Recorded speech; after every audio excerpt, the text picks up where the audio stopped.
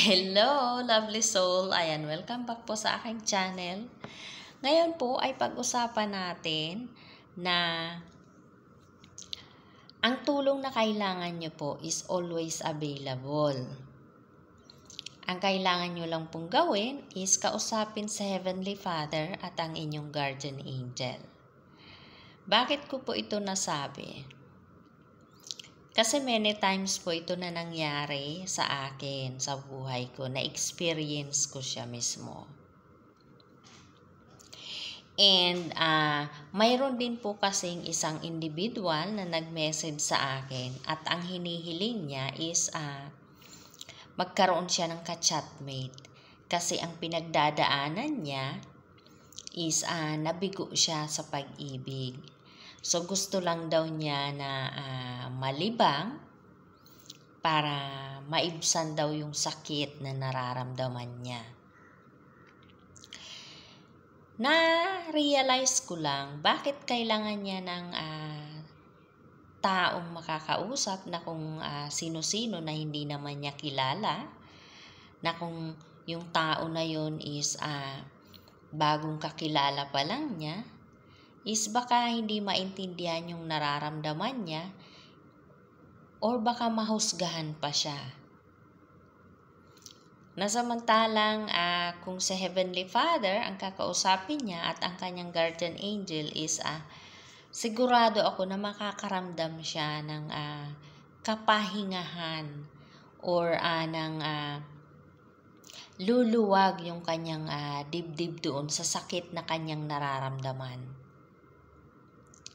Kasi si Heavenly Father is ipaparamdam niya sa'yo yung pagmamahal niya na kahit ano pa man ang iyong pinagdadaanan, is maiintindihan niya yun kapag siya yung kinausap mo. At mabibigyan yun ng solusyon kapag si Heavenly Father ang kinausap mo. Okay po, lovely soul? At laging naandyan handang tumulong ang inyong guardian angel. Bakit ko po ito nasabi? Kasi maraming beses ko itong na-experience sa buhay ko. Alam niyo po, nung umuwi ako ng Pilipinas, wala akong trabaho. Mayroon akong isang anak na sinusuportahan.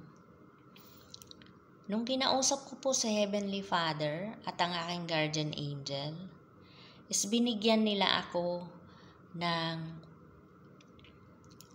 opportunity upang ma-solve yung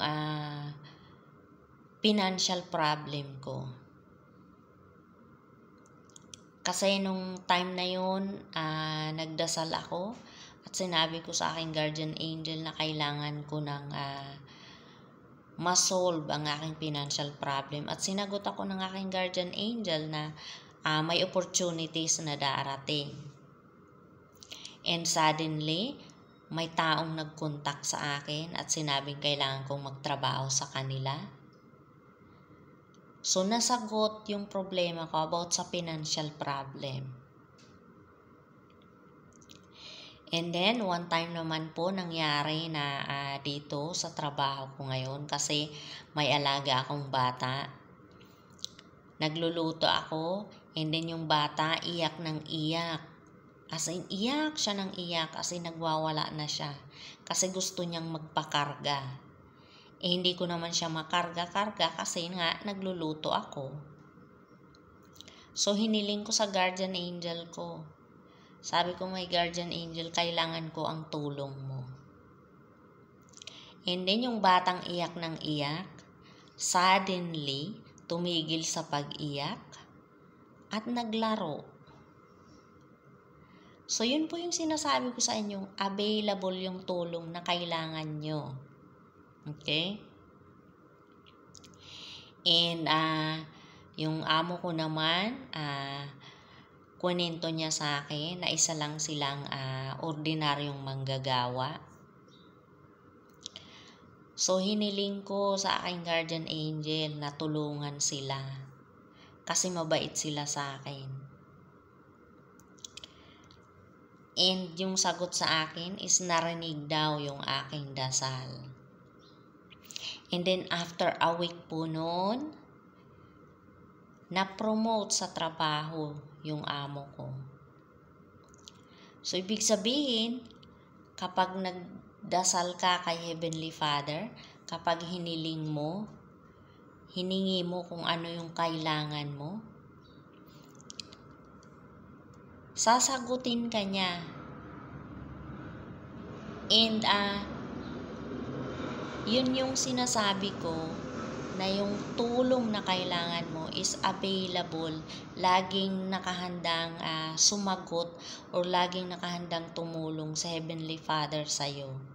Ang kailangan mo lang is kausapin siya, humiling sa Kanya.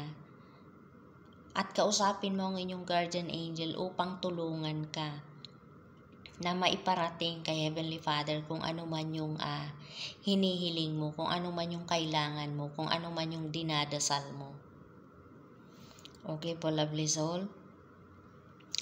Instead na kumausap kayo ng kung sino-sino na maaaring hindi naman maintindihan kung ano yung pinagdadaanan nyo, kung ano yung nararamdaman nyo, at maaaring mahusgahan pa kayo, kay Heavenly Father na lang kayo lumapit. Si Heavenly Father ang kausapin nyo o kaya ang inyong guardian angel.